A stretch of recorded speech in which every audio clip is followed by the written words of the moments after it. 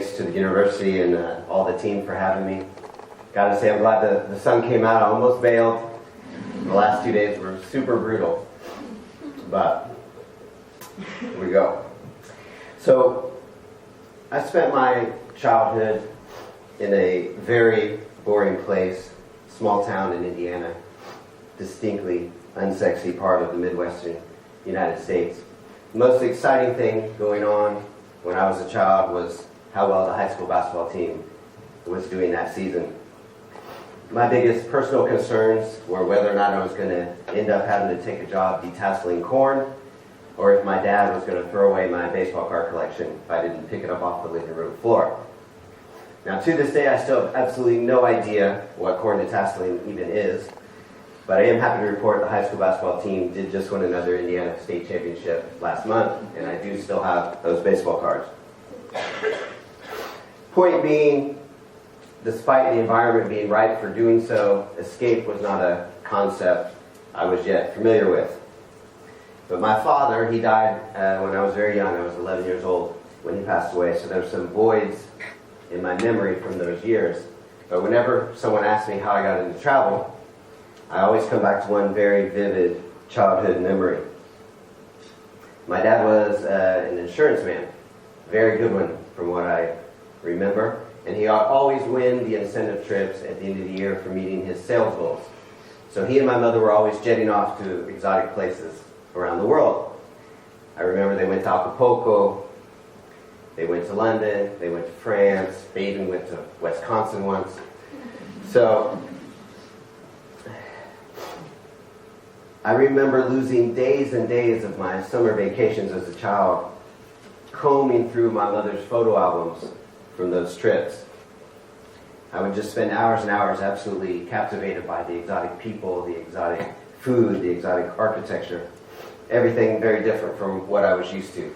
And that taught me at a very young age that there was something else beyond these cornfields that surrounded my small town, and that it would be pretty damn cool to go out there and see it. So I caught wanderlust from those photo albums and my mom's travel stories. And today, to this day, I've never been truly happy unless there's a new destination in my rearview mirror. Fast forward to now, and I've been to nearly 80 countries, and I've co-written over 35 Lonely Planet guides. Now, yes, travel writing is actually a real job, despite popular opinion. And I can promise everyone it is not all champagne-fueled nights and hot tubs and those sorts of gorging ourselves into Michelin-starred food comas. It's actually a ridiculous amount of work, and what most people think is a permanent holiday is not actually a vacation at all. A typical day on the road for Lonely Planet, I'll be up at 6 a.m. to write up the reviews of the bars and the restaurants and the nightclubs I went the night before. Of course, you're hungover, you're going on little sleep. Try to down some coffee and you're out the door and hitting the ground running by 9 a.m. And from that point forward, throughout the rest of the day, you do not stop. You are constantly running from train station to bus station to restaurant to hotel, tourist board, 3 more hotels, on and on and on. You are frantically taking notes down about everything and verifying a ton of information that is surely going to change again very soon and will need to be verified again. You are constantly snapping photos, and we're not talking about selfies and sunsets. We are talking about very mundane things like restaurant menus, trail markers, train schedules, the kind of stuff you just can't sexy up with an Instagram filter. You're on a very limited time and a very limited budget. So you are always running to catch the next train, the next bus, the next plane. I think I've even caught a donkey once. So because of this frantic pace, the casualties of the job are many. I lost 5 pairs of Ray-Ban sunglasses last year alone. I'm embarrassed to admit. My wife thinks it's 4, but I think I fudged the numbers a bit because I don't want to end up murdered. I've lost my wallet in Brazil, Chile, Dominican Republic, India. I've left behind computer chargers, clothes, shoes, iPhones, and most disastrously my notebook, more times than I care to admit. And don't even get me started on all the precarious situations that I've found myself in due to poor choices in rented vehicles. I've ended up in dangerous car situations in Brazil, Chile, Honduras, Dominican Republic, Palestine, and even right out here outside St. Andrews a few years ago, I tried to turn around on a single track road because I had got taken down a dead end by Google Maps and ended up stuck in a barley field. And one of your very friendly farmers here on the outskirts of town had to tow me out.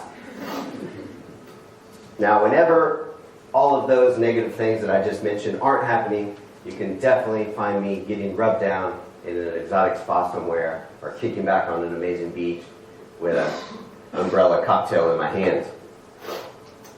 But I do realize, despite all that complaining, I am very blessed. I'm getting to see the world, which is obviously priceless.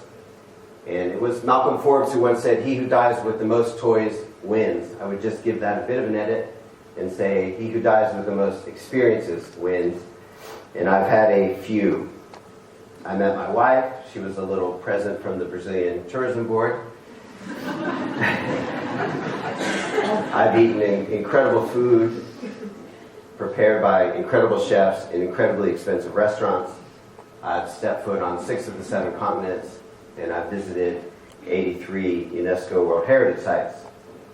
Along the way, I've swam in the Dead Sea in Israel. I've climbed 18,000-foot volcanoes in Chile. I have been skydiving in New Zealand. I've done the Trans-Siberian Railway from Moscow to Beijing. I've shared tea in the Jordanian desert with a group of Bedouins. And I even spent an amazing afternoon washing an immensely cool and immensely large elephant in a river in India. So yes, it's definitely a dream job, or at the very least, it feels like an early 80s Duran Duran video, which is pretty cool too. But the job, the technology, and travel itself has changed a lot since Tony and Maureen Wheeler founded Lonely Planet back in 1973. Now that's when they went on their epic 6-month honeymoon overland from Europe to Asia. A journey whose tips and tricks ended up being put down on paper, stapled together at the kitchen table, and eventually published in a little old guidebook called Across Asia on the Cheap. Now this was not by any means the first guidebook that was ever written, but it did sort of kick off a bit of a golden age for travel guidebooks, and it was the first step in Lonely Planet becoming the world's largest travel guidebook publisher, which it remains today. But in 2016, the internet has changed everything about the way that we travel, and it has made everyone an armchair travel journalist. All you need is an internet connection, and, well, all you actually need is an internet connection. These days, who needs food critics and hotel and spa reviewers and destination experts? Who needs travel journalists? And travel guidebooks, who needs those? Well, let's pause there for a minute. Now, I won't stand up here and try to tell everyone that there are no issues facing the travel guidebook industry, because there certainly are. Printed books in general are somewhat of an endangered species, and travel guidebooks are no exception. But the bigger issue facing travel printed guidebooks is that it takes time to produce a printed guidebook. And in 2016, travelers want to know what the hottest restaurant is in whatever destination they're in today. They don't care about what it was last month, and they certainly don't care about what it was last year. And a travel guidebook, a printed guidebook, certainly cannot compete with now. So the industry finds itself at an innovate, adapt, or die crossroads. So what is Lonely Planet doing to keep up? In response to these dramatic changes in the way people travel, we are now providing travel content in a variety of media, aiming to put it out there for traveling public to consume in any which way they want. So that means that we have content now on our website at lonelyplanet.com. We have content on the online chat forum, which is called Thorntree, in our flagship guides applications as well, which just recently launched, I believe, in 38 cities around the world, as well as on our social media, Twitter, Instagram, YouTube, and Periscope. Now, what this means for the writers on the ground is that we no longer are researching destinations solely for information that will end up in a printed guidebook. Social media is now absolutely mandatory part of our job.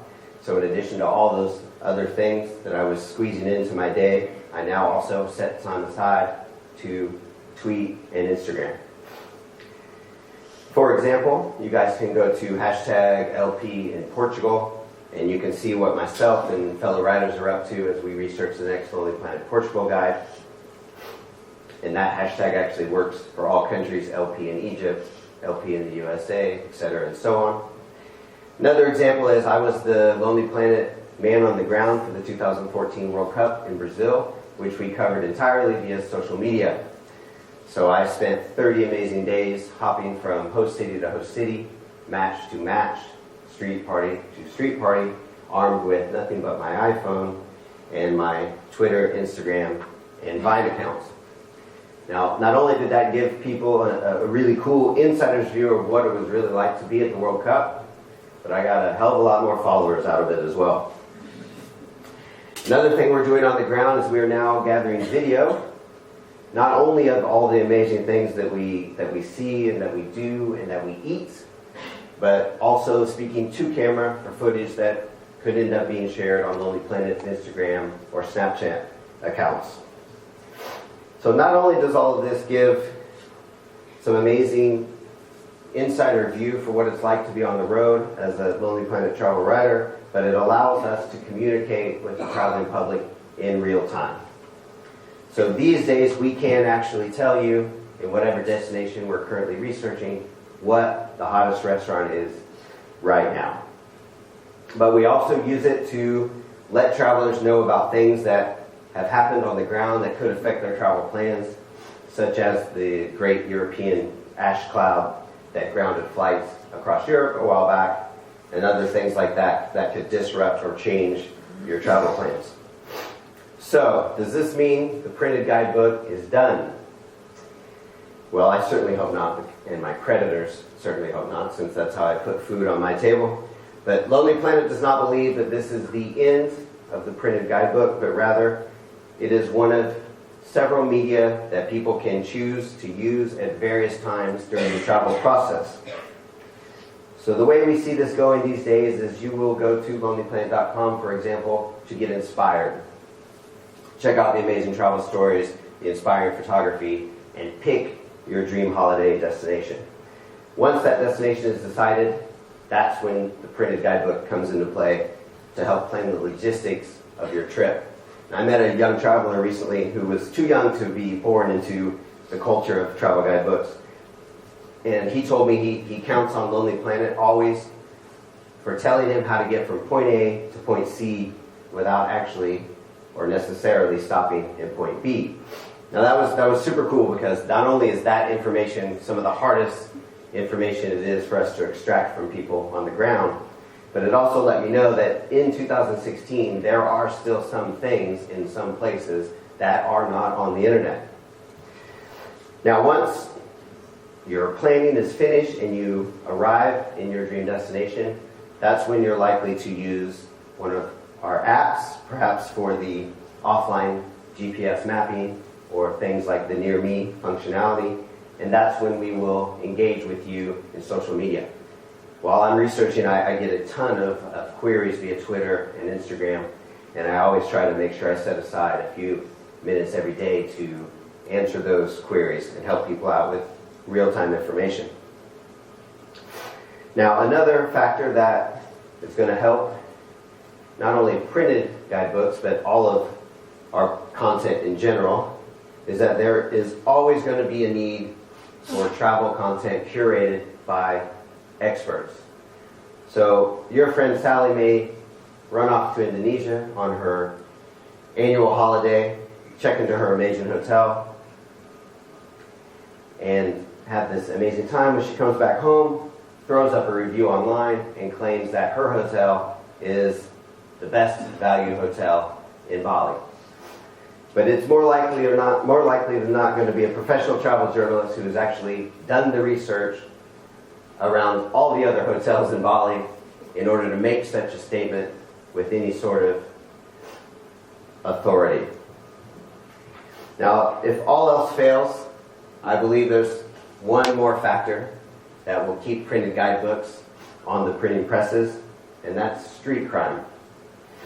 Now, I'm not a big fan of street crime, but the fact of the matter is there are many destinations in the world where it is just not a very good idea to go wandering down the streets with your nose buried in your iPhone as you frantically search for that must-try restaurant down some back alley somewhere in the suburbs where travelers are not often seen.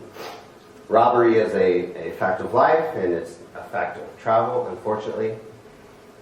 But if you are out and about with a printed guidebook, I just don't see many street thugs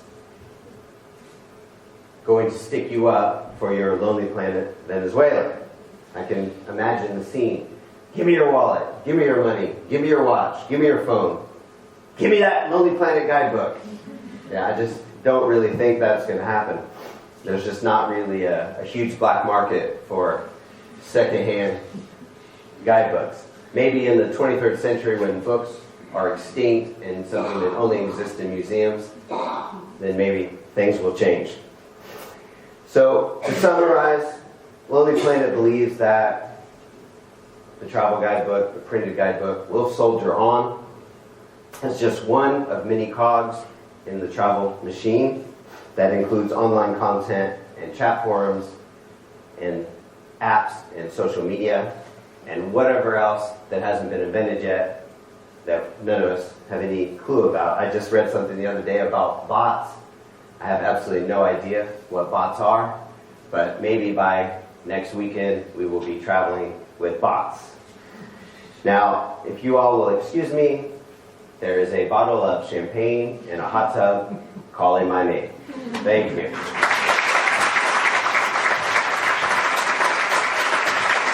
Thank you, gentlemen.